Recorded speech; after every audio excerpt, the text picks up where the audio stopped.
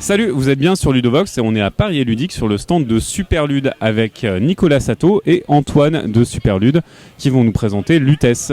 Donc Nicolas est l'auteur et Antoine est l'éditeur.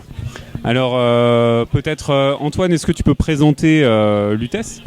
Oui, alors je te présente la mécanique ou l'univers. Bon, l'univers, on est au 1er siècle après Jésus-Christ dans la Gaule gallo-romaine, et on incarne dans le jeu des jeunes notables qui vont essayer de se hisser dans la bonne société du Lutèce de l'époque.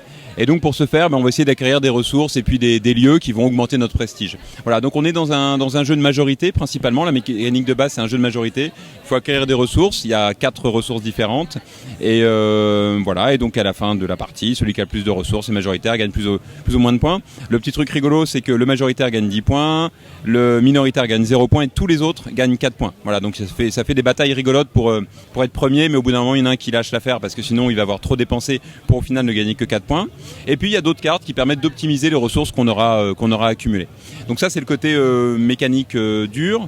Et sinon il y a un peu de guessing aussi, puisqu'on va poser des options d'achat sur des cartes qui sont face visible, mais on pose des options d'achat face cachée.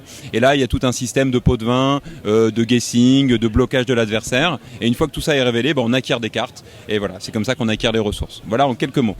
Et oui, alors, en revanche, que je n'ai pas dit, évidemment, donc l'auteur, c'est Nicolas Sato, et l'illustrateur, c'est Biboun. Et donc, et je suis très content que ça se passe comme ça, on a 2 jeux qui sortent très proches l'un de l'autre, avec le même couple auteur-illustrateur, puisque Kenjin, le premier jeu de Nicolas, était aussi illustré par Biboun. Voilà. Donc là, on retrouve Biboun, très très en forme, comme d'habitude, avec un style graphique différent de Kenjin, mais qui marche très très bien. Voilà. Alors Nicolas, alors pourquoi avoir choisi le thème ? Est-ce que ça a changé peut-être ? Ça change parfois en cours d'édition.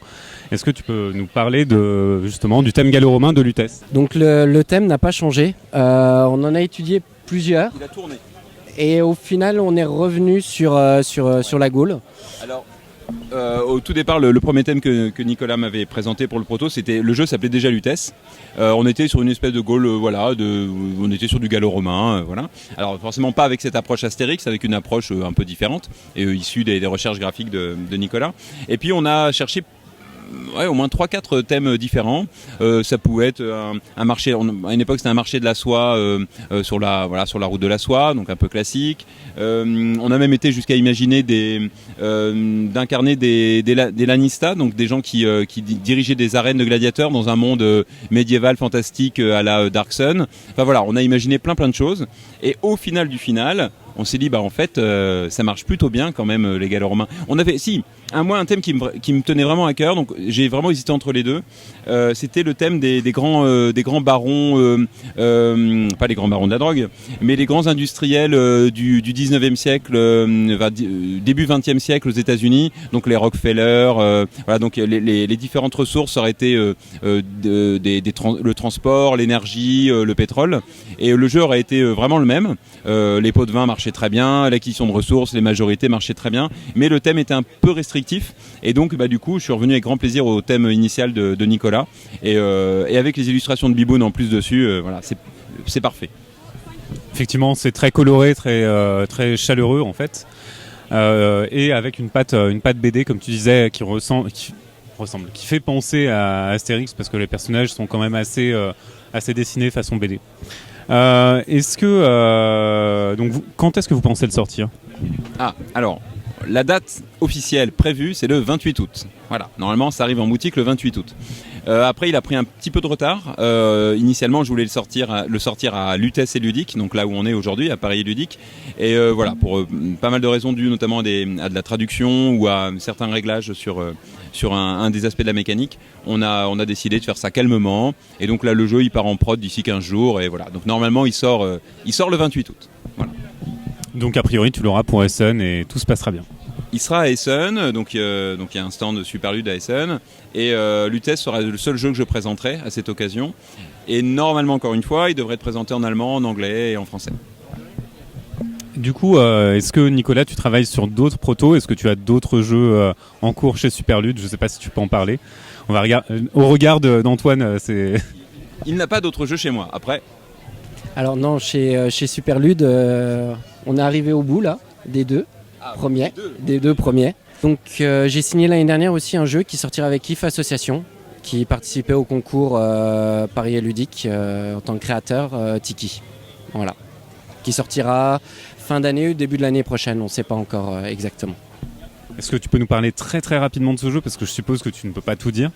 Alors si, puisqu'il a été présenté sur pas mal de festivals. Donc, en fait, c'est un petit jeu à deux, abstrait, avec un thème où on est des dieux.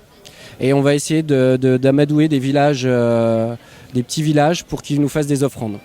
Donc ça va être une mécanique un petit peu à base d'awalé et de tuiles qui vont rapporter plus ou moins de fruits. Et à son tour, on pose un totem dans un village qui est vide, ou alors on en déplace un qui nous appartient.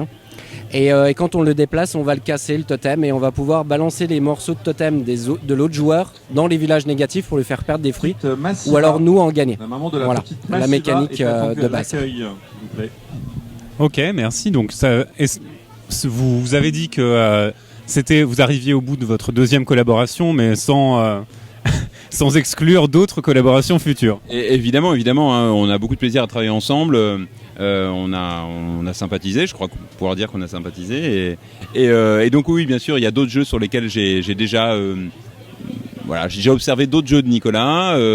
On est en relation constante sur les jeux qu'il peut être amené à créer. Il y a 2-3 jeux sur lesquels il retravaille avec un collègue auteur.